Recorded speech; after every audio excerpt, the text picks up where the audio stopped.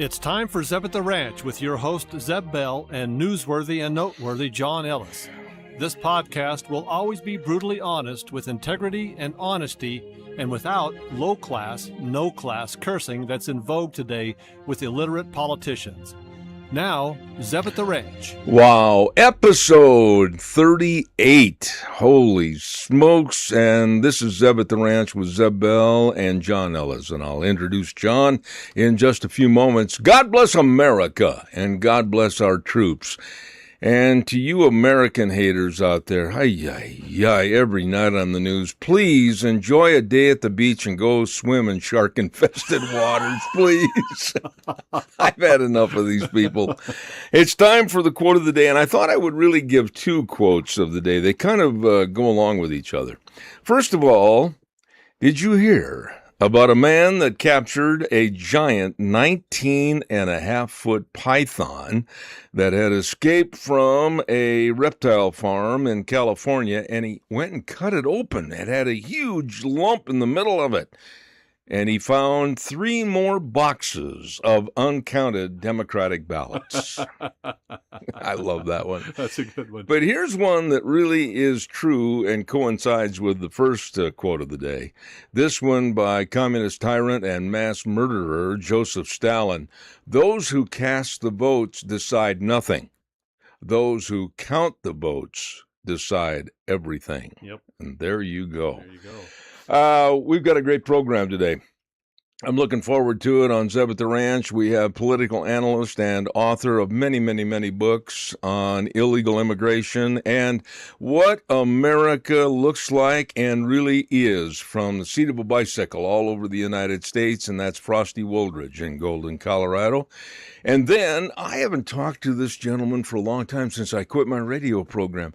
He's the author of a book called Postgate, How the Washington Post Betrayed Deep Throat, Covered Up Watergate, and Began Today's Partisan Advocacy Journalism. And that's former Assistant U.S. Attorney for California. Good guy, really good guy, John O'Connor. And finally, Why Not God with Pastor Alex Lissow. And, of course, he's back in Tennessee. Where's the pride in America? And quite frankly, where is the pride in ourselves? We've allowed the word pride to be taken over by perverts, and enough is enough. And right now, with the Libertarian Minute, and he's kind of signed me up, I'm on his team, wearing his uniform. Here's John Ellis. Good afternoon. Thanks, Eb. At least for this part, I'm sure you're in pretty close agreement with this. I recently received an email from Mises.org, one of my favorite libertarian organizations. In it, the writer states, American public education succeeds in producing exactly what the state wants. Confused, directionless, incurious graduates loaded with debt who look to the government for guidance and hope. The state needs a dependent population so that when crises arise, many created by the state itself, people are trained to clamor for the government to step in and do something about it. How true. Yep. Well, personally, I can't believe that a government monopoly on virtually any product or service is a good idea for obvious reasons. When your children are forced to enroll in government-controlled schools, the government can program them any way they want. This is by design. Ponder this quote directly from the Communist Manifesto, quote, the education of all children from the moment that they can get along without a mother's care shall be in state institutions. Clearly, Marx and Engels understood the best way to control the minds of the population. You start with the children.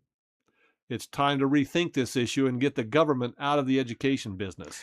You know, everything you said in there is really, really true. But let me ask you this question, and it's a simple one. Sure. How? Well, there's 2 approaches to it. One would be radical, which I would suggest, and that is to completely eliminate any kind of public schools. If you want to go to school, you pay to go to school.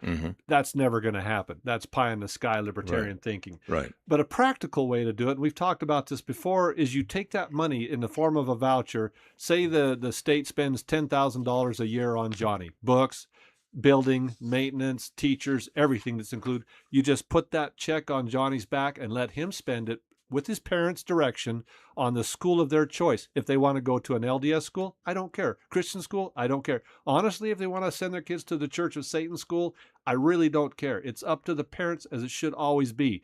And by and large, I think that they would come out way ahead with this, being able to select where they buy that loaf of bread, because the one that they're buying now sometimes has got mold in it. There's too much in education today, and you might not agree with this, but there's too much, you have to have this course, you have to have that course, you have to have this course, Yeah. and I disagreed with that ever since I was in high school. Oh, I do too. My likes and my wants were never really paid attention to or respect. Yeah. And I think I would have been further ahead in my education, high school and college, if they really would have pertained to what I wanted to do. Yeah. Yeah. No kidding. And I think Mike Rowe says it best, because he talks about, all these kids are taught, you've got to get a college degree. You got to get a college degree. Yeah.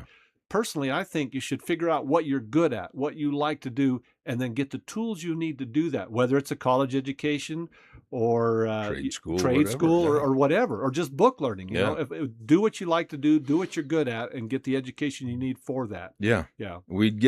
I think we'd get rid of and eliminate a lot of 4-year, $65,000 a year college basket weavers. Indeed, we would, man. I don't understand how can I talk to many kids in high school and I say, what are you doing after high school? And some of them tell me, I'm not sure yet. And I tell them every time, I said, that's okay. Take some time and figure it out. Absolutely. Don't waste your time. Make sure you're going Absolutely. in the right direction. I agree. Yeah.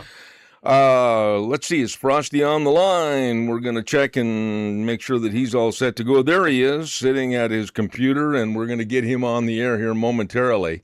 I'm honored to have this man as my friend, and has been for over 30 years, and was a frequent visitor every week on my radio program, and has written, like I said earlier, so many books, and he took a different perspective on as far as looking at America from the seat of a bicycle. I mean, this man really physically fit. He has been all over the United States, all over other continents. I mean, he's done everything, and has written about what he really met and how he viewed other people and how they viewed him as a United States citizen from a bike. Good afternoon, Frosty Wooldridge. How are you, buddy? A pleasure to be with you, Zeb and John. Thank you very much. And, I have to tell you, you've got some tremendous reach across the country because I'm really receiving lots of emails from this podcast because they are going to my website, www.howtolivaalifeofadventure.com. And there's a contact there that you can always email me, or you can just get to me, frostyw@juno.com. And if you've got issues that you want to be discussed, I think Zeb and John are allowing all of us some tremendous informational network, if you will, and also just comprehension and understanding of what we're all facing. So, keep writing me and ask me to get some subjects up, and Zeb and John and I will all talk about them. Hey, Frosty, if we could get your adjust that camera so we get your head a little higher in it. There, keep going. Oh, look keep at going. that. There Look we at go. that. Perfect. Just like All right. a poster at the post office. He's as good looking as I thought he was. Okay. Hey, I got to tell you something, Frost. I'm starting to get really concerned about our society. I'm really concerned about where we're headed, the American ideal, the American culture, the American history from 250 years ago. And you wrote a great piece called This Is No Ordinary Time in History. Give us a quick synopsis. I know it was over in Australia even. You're really getting well known all over the world. I'm amazed because I publish on quite a few news service websites, and those news service websites allow for journalists, like Nick Shirley, who exposed all of Minneapolis and that $19 billion Somali fraud scheme going on. And I'm just another Nick Shirley with a whole lot more 50 years of living more than he has, and certainly 6 continents of travel. And so it's really great to be able to get on things like Freedom's Phoenix, which is a libertarian form. Then there's News with Views, which is more conservative. And then I've got Op-Ed News, which is liberal out there in New York. Also, Before It's News, which is independent. And the key is, my goal is to educate the American people as to what we are facing as a civilization, as a society, as a free country. And so I wrote this latest piece, and you can go to newswithviews.com. It published on Tuesday of this week. It published yesterday on freedomsphoenix.com, and it was marqueed at the top because everybody was going to it simply because of the title. This is no ordinary time in history, circa 2026. And what I dealt with are the 10 items. And of course, there's more items there, and that would create a book, which I may go ahead and write also. But the 10 items that come to mind are what we're facing as to human conflict, not only here in America, but also around the world. And then you've got Chinese expansion. Most people don't realize, but China is expanding into Europe. It's expanding into South America. They even own 384,000 acres of farmland here in the United States. Ooh. Hopefully Congress says no more of this and forces them to sell all 384,000 acres, because that gives them a foothold and businesses in our country when we can't do anything like that in their country. That's right. And then we've got disease proliferation. You all know that, it was COVID killed, I think, somewhere around 15 million people. But you've got TB kills 2 million people every year around the planet. You've got Ebola coming out. You've got all these diseases. And so that's another one. Then you've got catastrophic climate destabilization. In other words, we're burning 100 million barrels of oil each day, and we're carbon footprint from billions of tons of coal and gas and you name it. And it's getting absorbed into our oceans, and it's burning up and bleaching the reefs, which carry so much of life in the marine, in the marine situation of the oceans. And we're also killing 100 million sharks a year in the oceans, and have been since 1990. And it's changing the ecology of the oceans catastrophically. And then you've got mass human migration. I mean, and the fact is, humans are adding 83 million more humans, a net gain every year, and they can't be fed, they can't be educated, they can't be housed, they can't be sustained, and they're migrating into first world countries that really cut their birth rates down to 2.0 per woman since 1970. And that's Canada, that's America, that's Europe, that's Australia. But the third world kept growing from 1970 at 3.5 billion on that first Earth Day. Now we're at 8.1 billion, but we're headed for 9.7 before 2050. And you can look those figures up on, of course, the United Nations population projections. So we've got tremendous consequences coming at us. Yeah. Then you've got the economic chaos. Let me throw this at you, Frost. Sure. We seem to be in this country, the United States of America, willing to take both guns out of our holsters and shoot ourselves in the foot. There seems to be such an animus against America. There seems to be such a, I hate America, I have no respect for America, I have no pride in America. And we're absolutely self-destructing from within. I want you to elaborate on that a little bit, if you would. One of what's I think is what has failed us since I was a teacher in the 1970s right up into the 1990s is the fact that we are not teaching our children American history. Right. And we're not teaching them world history, which I got world history in the 10th grade and certainly American history, and I got American history in college. And what these people that are America haters, if you will, or the Antifas, and you can go right on down the line, and Black Lives Matter, they're living in a free society, whereas if they were living in China or they're living in Russia, they would be snuffed out in a heartbeat. I mean, they would have no, if they were living in 56 or 57 of the Islamic countries of this planet, they would have no voice and no rights whatsoever. That's right. And so the self-hatred, or the fact that they don't like America, they don't understand that they are living in the freest country, the most successful country on the face of the earth ever in the history of the world. And yet they don't understand their good fortune. And for them to curse their country and curse themselves and think that it's better someplace else, I got to tell you, I've been someplace else. I've been to all those countries. I've been to 96 countries in my life and on 6 continents. And it doesn't get any better than the United States of America. Period. Amen to that, brother. You know, you said something about the mass migration, and really, Frosty, you've kind of opened my eyes on some of this, because the United States in the past has had migration to the point where people coming over blended into the society.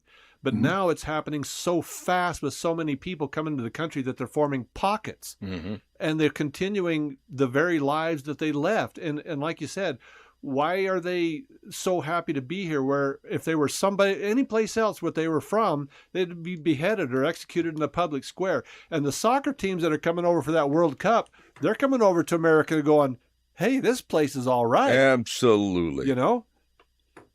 And yes, they are, because they get to see the glory of America. And when you get to go to any restaurant you want, Mexican, Chinese, you can go to Ethiopian, you can go to Chick-fil-A. You've got the world's choices to eat.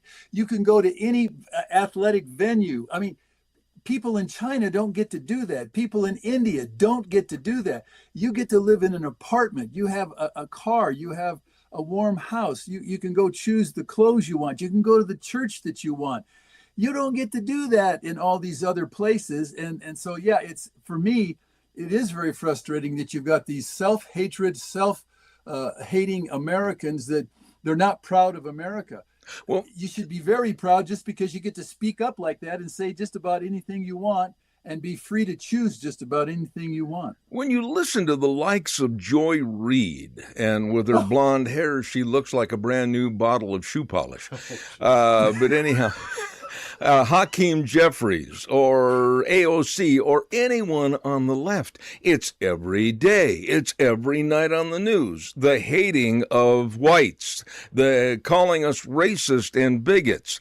And right now, and you and I, as people on my radio program years ago, back in 2007 when Obama was running for president, we went through and experienced how vile and evil the left can be, and when they call you racist, how they try to denigrate and run you right out of Dodge City. We went through that, Frosty, but it's worse today. Everybody on the left is calling everybody on the right racist and bigots, and we're at a division right now in this country like I've never seen.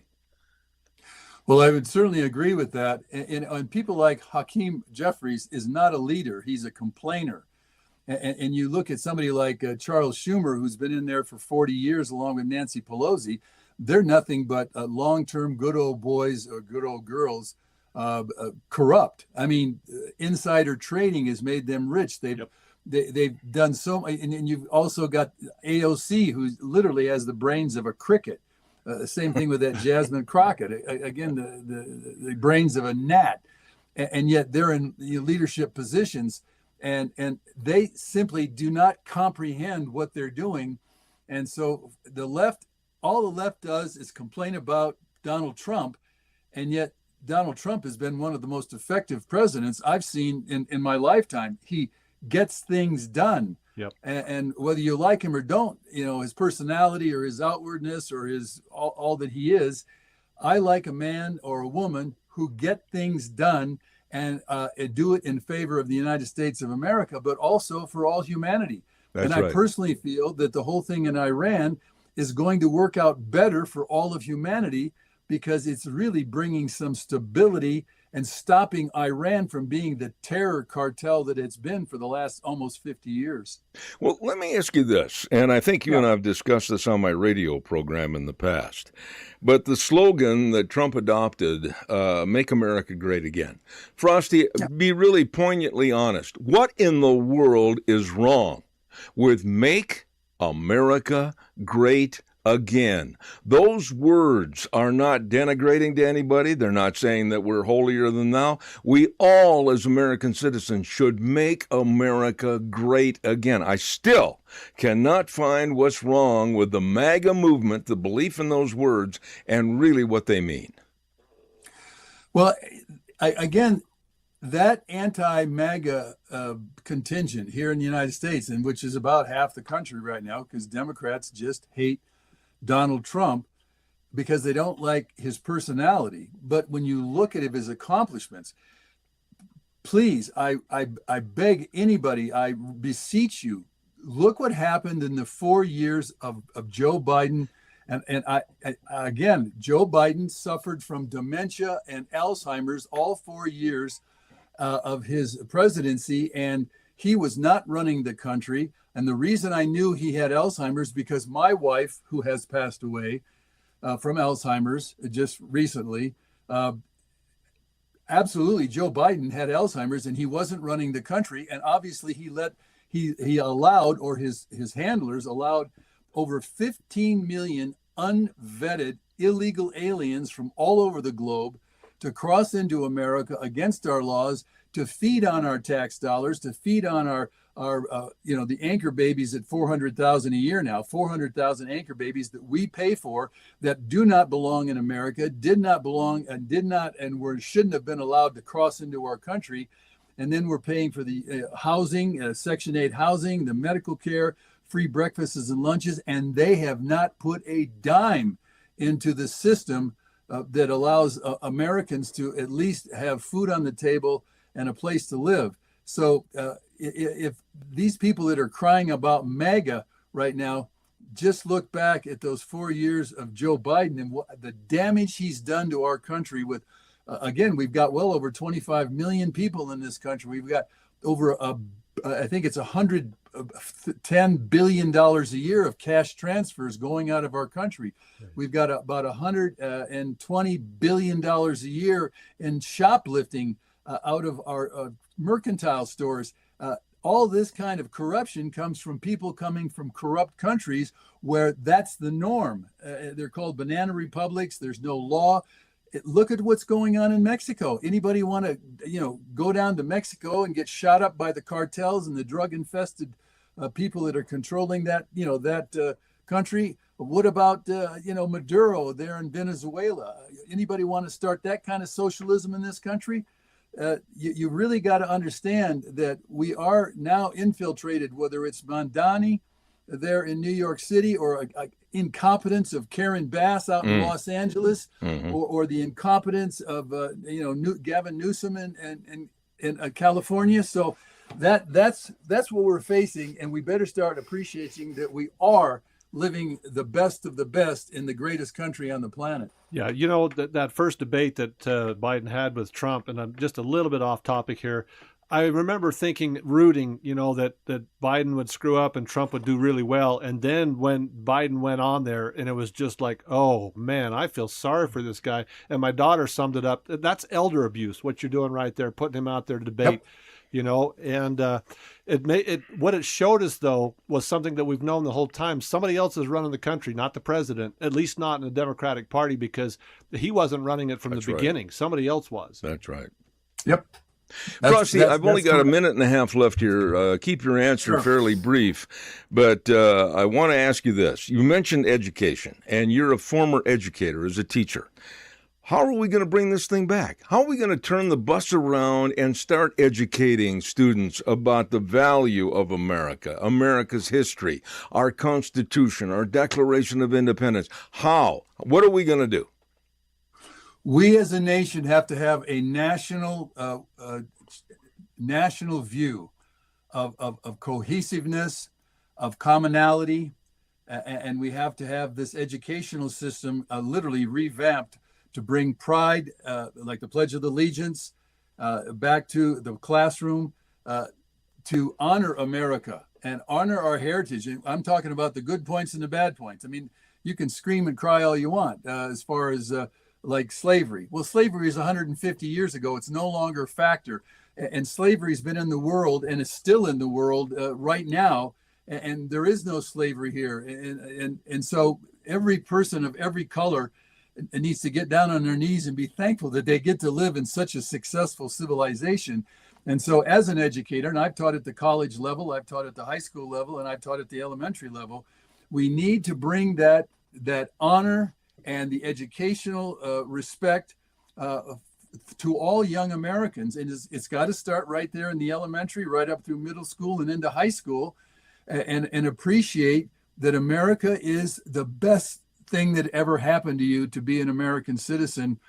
And so that's what has to start happening, because if we don't bring that back in, you've got too many people out there like Antifa or Black Lives Matter or all these other crazy organizations that want to take away what has made us so successful. So that's my appreciation of where we've got to go. And if we don't go there, we're going to get more of what's happening right now. And what's happening right now is not good for any of us, because we are a nation divided, and we will not be able to stand for the long term if we don't all come together. Yeah, and we're seeing every night on the news, Frosty, that the Democrats want to pack the Supreme Court. They want to change and alter the structure of various things. They want to see a completely revised United States only for their favor and their gain. And we better bring this into the school system as to what our past was and what our future might be. And I just don't know if we can do it. I don't know if the public school system will bring back honesty and facts of what America stands for. Well, because if we don't, we're going to have more years of a Joe Biden kind of leadership, or a Hakeem Jeffries, which is a do-nothing leadership. And it's also so anti-American. And so if we want that, just sit around and do nothing. The key is you better vote people into office that care about America, support America, and honor the U.S. Constitution. Because I can tell you this, if you look at places like Minneapolis, Minnesota, and that governor there, Waltz, or you look at New York City, or you look at Dearborn, Michigan, or you look at any other, Patterson, New Jersey, you're looking at a takeover of Islamic caliphates that have no honor, no affinity toward the U.S. Constitution. They only honor the Quran and Sharia law. And boy, none of us, I mean, anybody listening to this broadcast, you do not want Sharia law. Just if you took a 2-week vacation over into any of the 57 Sharia law dominated Islamic countries, and you're a female or you're gay, if you're gay, you're tossed off a building or snuffed out or had head chopped off. If you're a woman, you live in virtual slavery your entire life. That's a fact. I stand on that. Let me ask you real quick. Are you writing now or contemplating another book in the near future? I've got 2 books that will be coming out here in the coming year. One of them is 10 million people who've lost their father in their teen years. And that book is When Your Father Died Too Soon, I Miss My Dad. And that's nearly completed. And then the other one is What is the Shelf Life of a Dream? And of course, the subtitle is As Long as You're Alive. Absolutely. And I love to inspire people. Go to my website, howtolivealifeofadventure.com. It's got 17 published books right up there on the other books. And every one of those books is something that really, it really brings life, and it brings inspiration, or it brings knowledge. And I'm very proud of those books, and anyone who reads them is going to benefit. And I think, and also my 3 books on America's crisis, the America on the Brink, the next added 100 million Americans. We do not want to have another 100 million immigrants flooding into this country if we hope to survive as a nation, as a civilization, as a cohesive society here in the 21st century. And that's why I say we need to literally stop all immigration into America, or practice egress equals ingress. In other words, if 50,000 people leave America, then we vet 50,000 to let them come in, as long as they speak English, they have skills to enhance our society, and they want to become Americans. Amen. We need to make those hard choices. Just quickly, Frosty, I had a friend, Facebook friend years ago that said, oh, but America's got such a big table. There's plenty of room for everybody. But the problem is they're coming in, they're going into the kitchen as a little tight-knit group and breaking all the dishes. So I don't want them at the table. I don't either. And it's not about we've got a lot of room. It's about the fact that we don't have a lot of resources. Yeah. That's right. And when it comes down to water, energy, and resources, we are not unlimited. We live in a finite landmass. We have finite water, we have finite energy, and we have finite resources. That's all explained in my books. And in fact, this latest column, "This is no ordinary moment in the history of in history." Well, guaranteed. One of the books is called Blip, Humanity's Self-Terminating Experiment with Industrialism. By 2050, we will have tapped out just about all the natural resources on the planet, certainly the energy and certainly the water. And yet we're going to add another 1.6 billion people in the next 24 years. We simply are literally going to collapse these big civilizations with all these people because you don't have enough water or energy or resources to sustain them. I think I'm going to change your name and give you a nickname with that goatee. I'm going to start calling you Vincent Van Wooldridge. Thank you very much. Hey, God bless you, man. Frosty, you're always welcome on our podcast. Great author, political analyst, and that's a dear friend, too. Frosty Wooldridge, Golden, Colorado. Take care, my friend. Thank you so much. God bless America. Thank you, John. Thank you, Zeb. Thank you very, very much. Wow, always an inspiration to have Frosty be a part of our program. And by the way, John, how do people tune in and listen and watch? And along with that, maybe pass along some information to us.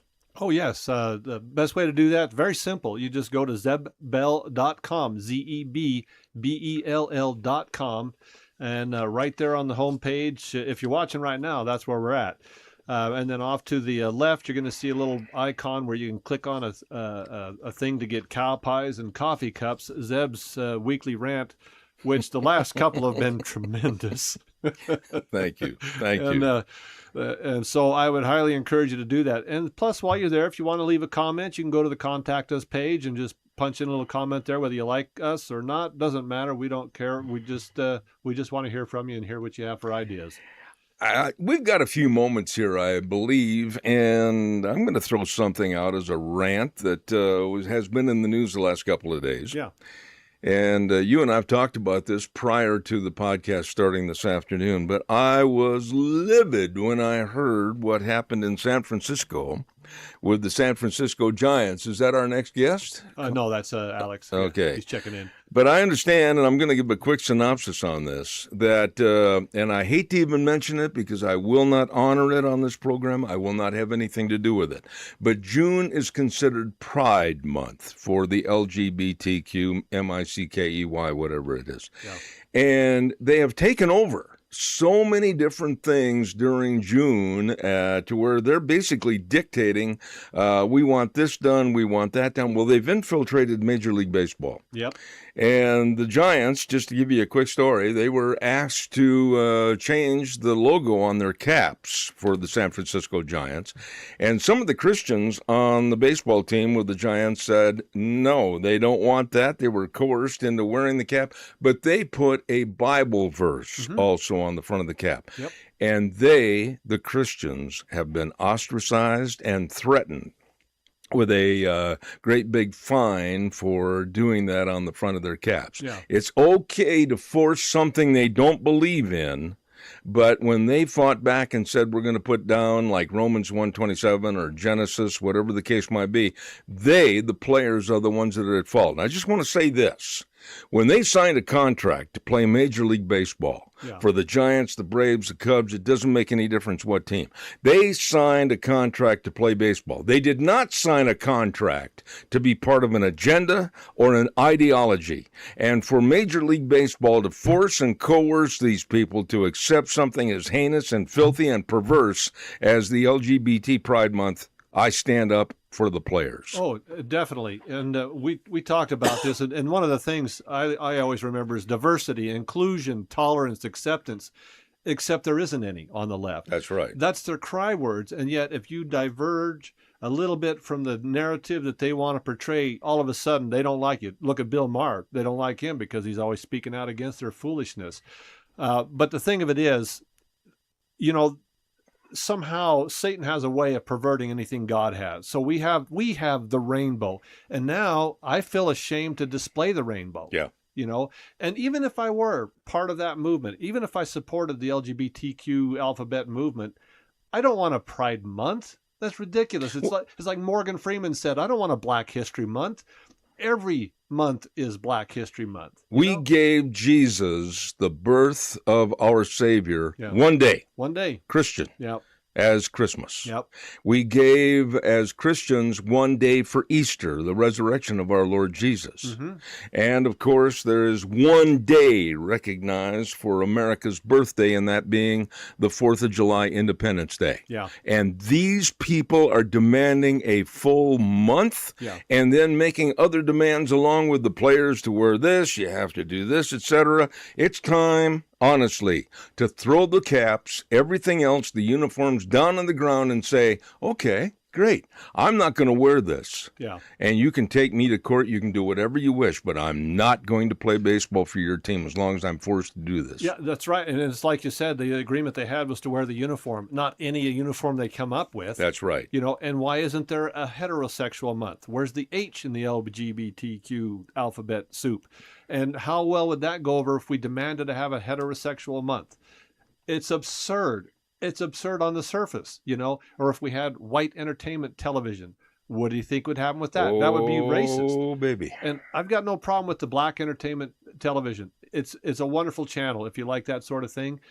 Great actors there, that type of thing. I just don't like the hypocrisy of saying, if I have a white thing, that's racist, but if I have a LGBTQ thing or a black thing, well, then all of a sudden I'm a homophobe or a racist or whatever. Yeah, and to think that the San Francisco Giants issued a formal apology to the LGBTQ MICKEY.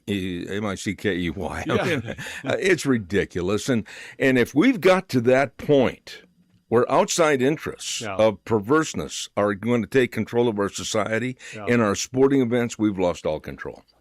Yeah, I believe so. I don't understand the whole thing, and so many protests. And this is one of the reasons, the show I used to watch all the time, and you can fault me for it if you want. I don't watch it anymore, Survivor. I love that show. Lots of little challenges, physical challenges. You get dumped off in the middle of nowhere and you got to do all this stuff. And I watched them for many seasons. Are they living in Murtaugh? No, but they might. I mean, for a season. But what got me was they transformed from a hint of progressivism to a preaching show. Absolutely. And when I watch a show, I want to be entertained. I don't want to be preached at. And I find myself watching a lot of older shows now, and I understand why my dad watched Andy Griffith all the time. I don't want to turn on an NFL game and see all the pride or the rainbow flag or the Black Lives Matter, etc. I want to see a football game. Right. I want to see the uniforms as they were designed for the players, without all the political statements and everything else. Yep. I've had it. Yep. Enough of the kneeling, enough of the uniform changes, all that stuff. It's Absolutely. too much. But yet Christians are the ones that are ostracized and supposedly at fault. Right. Now, a couple of the players, like I said, and I saw on television last night, right on the top of the bill of the cap, they had their own little protest against the LGBTQ, and they put like the different Bible verses. Yeah. Oh my goodness, all heck, if you will, has broken loose against these players. Don't we support protests? There Isn't you that go. what the left says? Evidently hey, it's all not. Yeah, no, it's as long as you agree with them, then you are diverse. Yeah. I'll tell you what, is Pastor Alex there? No, he texted me, just wanted me to let him know when he should jump in. So. Oh, okay. I was just curious because this would be an ideal subject for him to get involved in, too. Yeah, I'll hit him up and let him know. If you remind people what's going on with the program, I'll hit him up and tell him he can jump in anytime he wants. We'd like people to be involved. Yeah. And we have quite a stable of people, different guests, different subject matter every week on this podcast. And send me a note if you would. I'd love to hear from you. And my email is zebattheranch@hotmail.com. Now, please don't get it confused. Zeb at, and the first at is the word at, A-T, Zeb at the ranch. And after the word ranch, then the @ sign, hotmail.com. And you can tune into this podcast and watch and listen by going to zebbell.com. And don't forget, too, you can tune in and order Cow Pies and Coffee Cups, our weekly blog. We put it out every week, and John gets it published, and it's going all over the United States. There you go. What's cooking now, man? We got Alex on the line. Let's see if he's with us. Oh, my dear friend, back in the volunteer state of Tennessee. Hello, Pastor Alex. How are you? Okay, gentlemen, good to hear your voices, and I'm alive and breathing, and every day is a blessing. Pastor Alex, I don't know if you've had a chance to listen or not, but I was appalled, and I mean that, and I'm watching my language. Some of the words I wanted to use, I can't on this podcast. When I saw that some of the San Francisco Giant pitchers were standing up and fighting against the perversity of having to wear some of the colors on their caps, supporting Gay Pride Month, and by doing the they put a Bible verse on their cap, and they are the ones that are being ostracized and possibly fined by Major League Baseball. Your thoughts? Well, obviously it's ridiculous. These guys didn't sign a contract to be woke. These guys didn't sign a contract to support an ideology or any kind of a concept that isn't within their own character and their own admission. So as far as I'm concerned, in fact, you guys were talking about how do we fix this problem. You asked that question to Frosty, and my response to that is exactly how those guys are doing on the Giants. They're saying, hey, listen, I have a faith, I have a belief, I have a standard, I have what I know and I accept, and what I don't. And I didn't sign a contract that said I would give up everything that made me a human, made me who I am. So, I got a sign for you, and it isn't strikeout. Well, it isn't balls, it's strikeout. Absolutely. I don't know why in the world, I mentioned just a moment ago that when you sign a major league contract, and whether it's football, basketball, or baseball, you're not signing to be a promotional agent for various agendas. You're signing to play that sport for that various team. And you sign it for the benefit of playing the sport and entertaining those people who want to watch it, but also you sign it full knowledge that you could end your life in that sport, Yep. or you could end like in the military. I've been asked the question, didn't you ever worry about dying? Well, if I was worried about dying, I wouldn't have signed up in the first place. The fact of the matter is that's part of the game. Same thing with the sports. I mean, when I was playing sports, whether it was in football or wrestling or whatever I was doing in high school or in college, I knew that I was going to get injured, and I was prepared for that, and even I played injured. So the point is we're willing to sacrifice and give to what we truly believe in. And that's the failure in America today. We no longer truly believe in anything except ourselves and our own personal agendas. Well, I mentioned just a moment ago, and I'd like your response on this. We celebrate one day for the birth of Jesus, that being Christmas. We celebrate one day for Jesus' resurrection, that being Easter. And we also celebrate one day for our nation's birthday party on the 4th of July, Independence Day. But we as a nation are now forced and coerced by the LGBTQ and all the perverts that we have to call June Pride Month for them. I won't do it. Well, I agree with you 100%. And quite frankly, I think, the whole concept of tolerance has to do with understanding what morality is, what opinion and attitude is, how you want to be and what you want to be.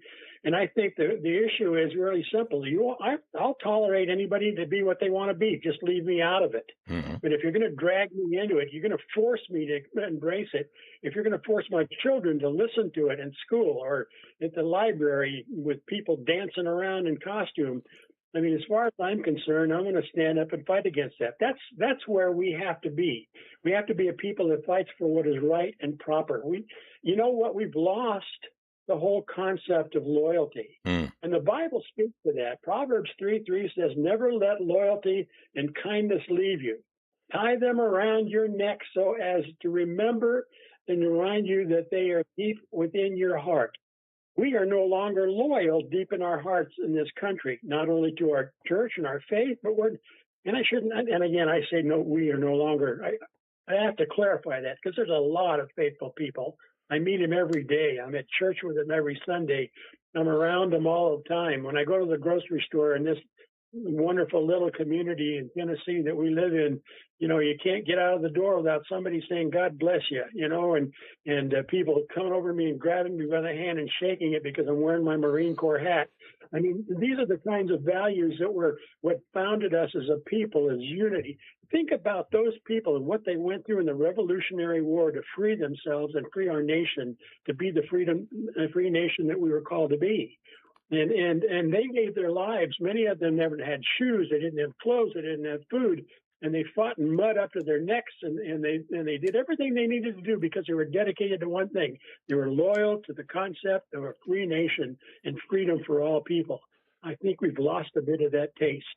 Yeah. Hey, just to back up, I'm having a little trouble understanding what are LGBTQ and alphabet rights. I don't understand. What are we fighting for? Because I've got gay friends, love them to death. I've got a transgender friend, love them to death. But I don't understand what we're fighting for. Where to go to the bathroom or what? Because I'm in favor of human rights. Yeah, what don't they have? What don't they have that they're fighting for, that they got to demonstrate for? I don't get it. I agree with you, and I think one of the problems is that they can't really define it for you either. Many of them, if you do speak to them about it, and I shouldn't say all of them, but they're, I've had friends when I was in college. One of the guys that was running the apartment building for student housing, got to know him, and he was a really swell guy. But he knew very well that he was in his lane and I was in mine, and we weren't going to force each other to fight over what we believed in each side. Yep. We just got along, and I think that's one of the issues. I have nothing against people doing what they want to do. But I don't want them forcing me to accept it, or even worse, I don't want them to tell me, look in my face and my eyes, knowing who I am and where I'm from and what I believe, and tell me that I have to accept that I have to live to that I have to accept that as normal, because it's not. Yeah. And I don't believe it is normal, and I don't believe it is right. Let me ask you. And that's one of the questions, if I may just throw this in, one of the questions, and I was looking this up, in 1787, Benjamin Franklin was coming out of a meeting with the Continental Congress, and he was coming out of the building, and he was met by a woman. In fact, this is how accurate the history record is. Her name was Elizabeth Willing Powell, and she asked him a question. I know you guys have heard this question. She said, well, Dr. Franklin, what have we got, a republic or a monarchy? And Dr. Franklin responded, a republic, if you can keep it. Amen. And I think where we are today, we are in trouble of not being able to keep it, because we're a long way from where it all began. Going back just a little bit, Alex, I know that you were quite a football player, and I played a lot of baseball when I was younger and everything. But what would you do? I mean, I'm going to put you on the spot here. What would you do if all of a sudden you're in the locker room, and let's say you're playing for the Raiders or the Rams or the 49ers or the Packers? It doesn't make any difference.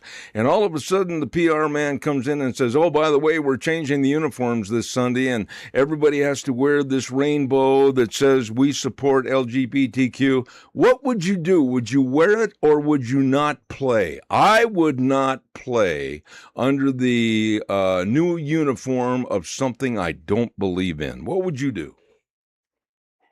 I would never kneel instead of standing up for the national anthem, and I would never put on anything that declares what I don't believe and what I don't stand for. And I certainly am not going to parade it around as though I'm saying, look at me, I'm an athlete, I've achieved this great accomplishment in my life, and I'm not going to advertise for something that I don't believe in. I wouldn't do it. In fact, I got to be realistic about it. It's hard to say it now because I'm 80 years old, but my attitude has always been one: I would probably walked off the field, and that would have been the end of my career at that place. Yeah, absolutely. I want to shift gears a little bit and go into something that you and I talked about on the phone.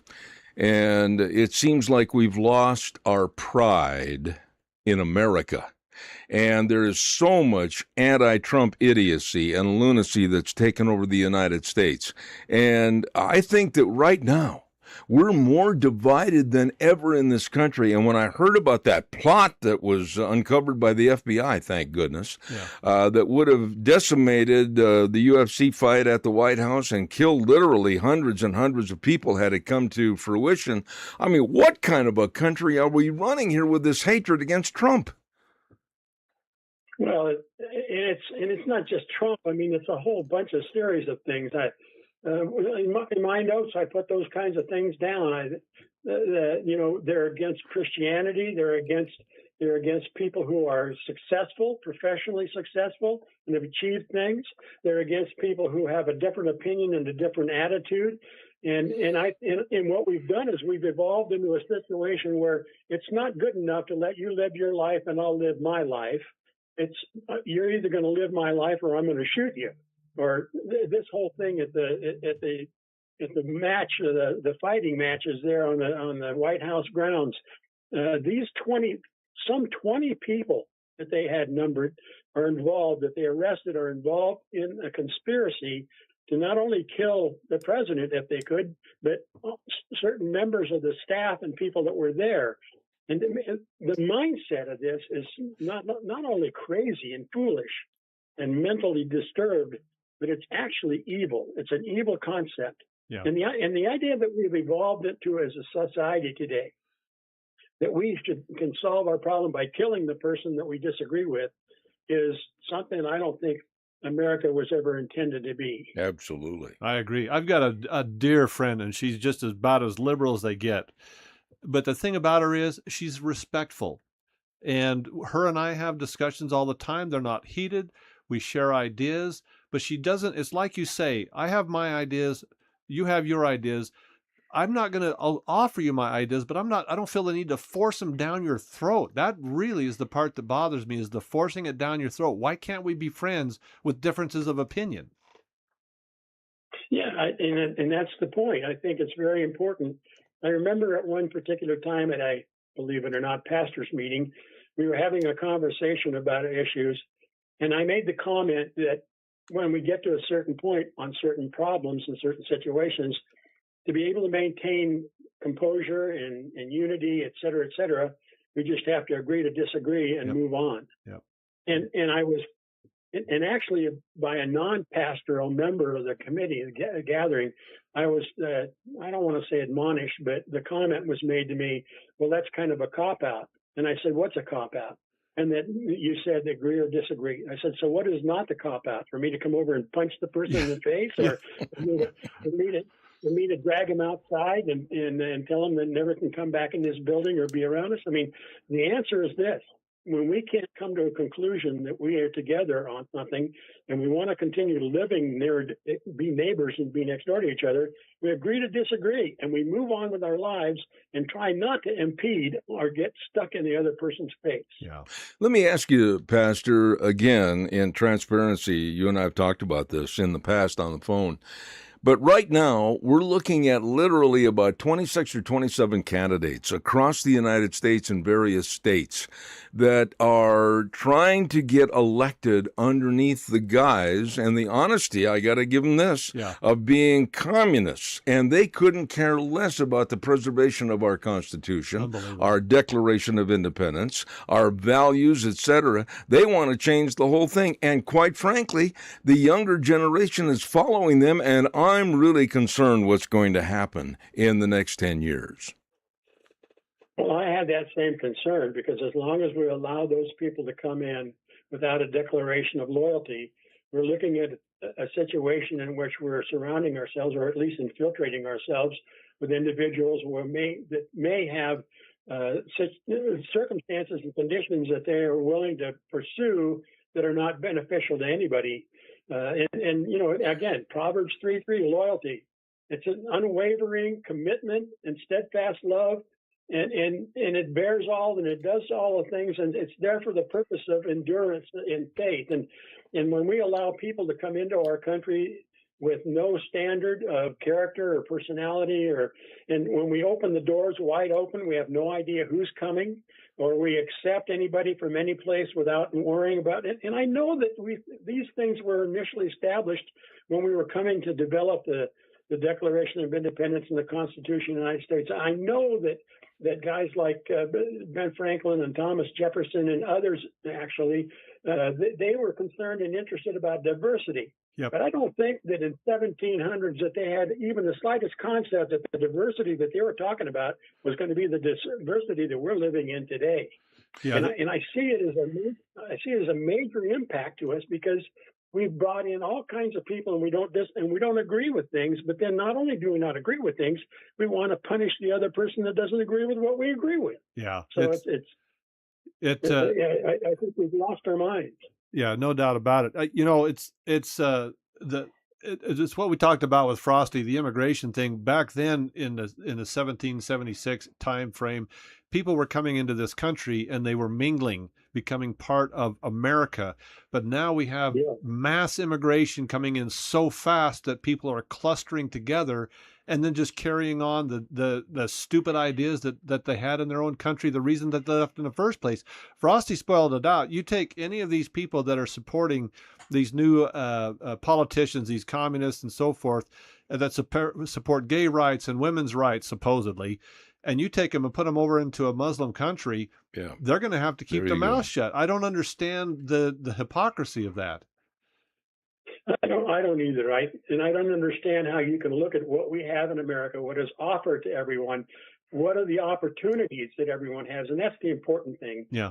Nothing is achieved without opportunity, and we have all these open opportunities. All you got to do is go after it instead of standing around with your hand out looking for somebody to solve your problem. Yeah, that's right. I know that there are poor people. I know that there's hurting people, but these people that are struggling to survive, when we do help them, we help them to step up and step out and not step down. Yeah, absolutely. And I think that that's a very important thing. And if I may, Zeb, I'd like to read a quote that I read from Ronald Reagan, my favorite president.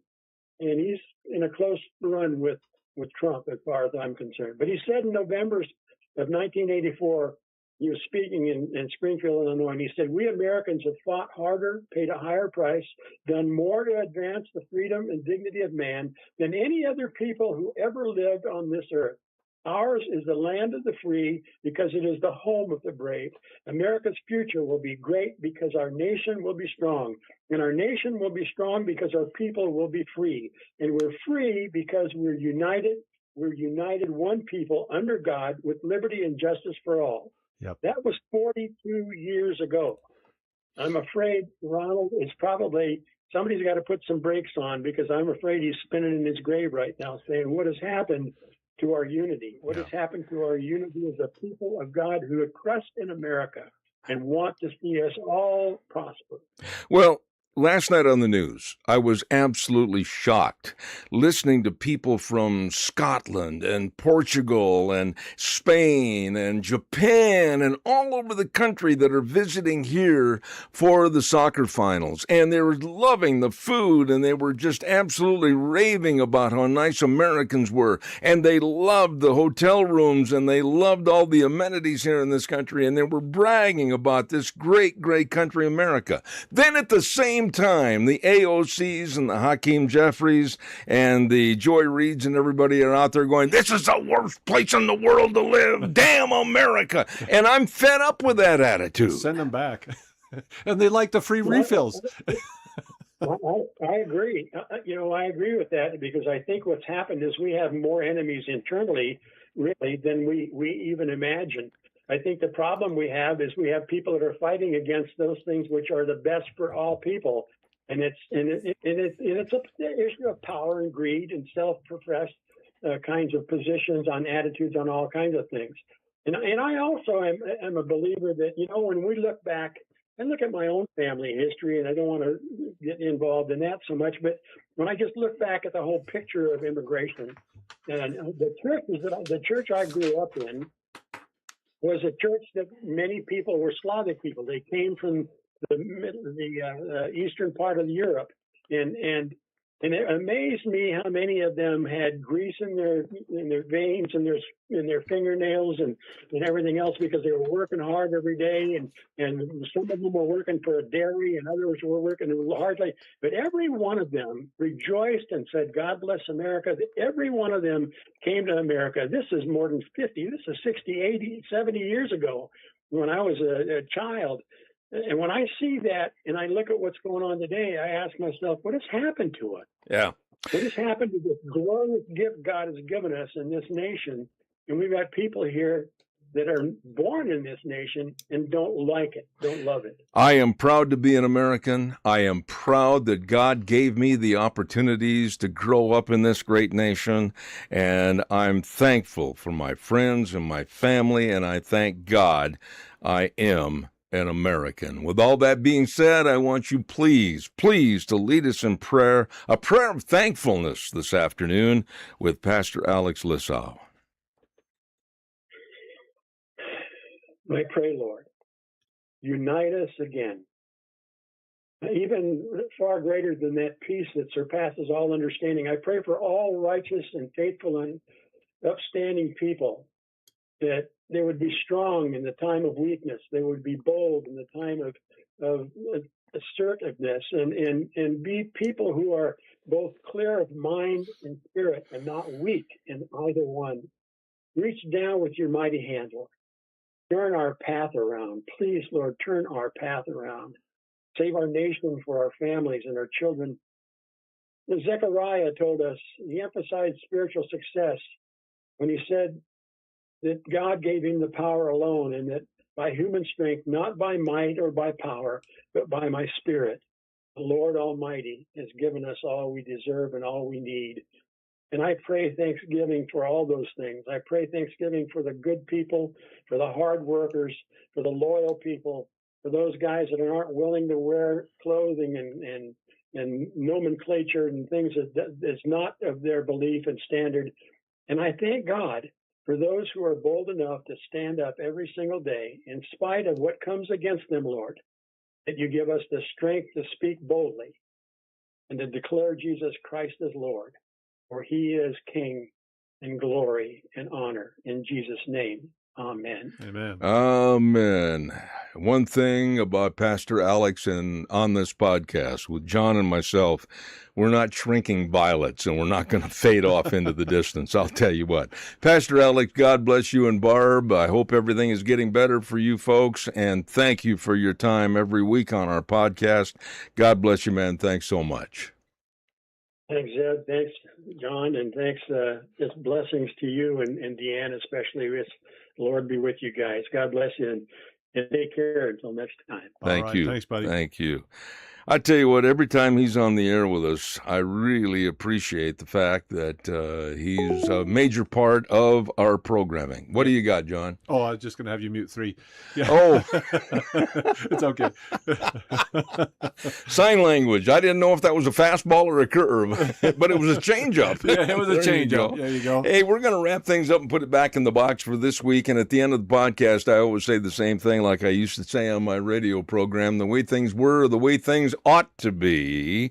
God bless you and your family. Tune in next Wednesday at 1 p.m. Mountain Time for more Zeb at the Ranch podcast. John, adios, buddy. All right.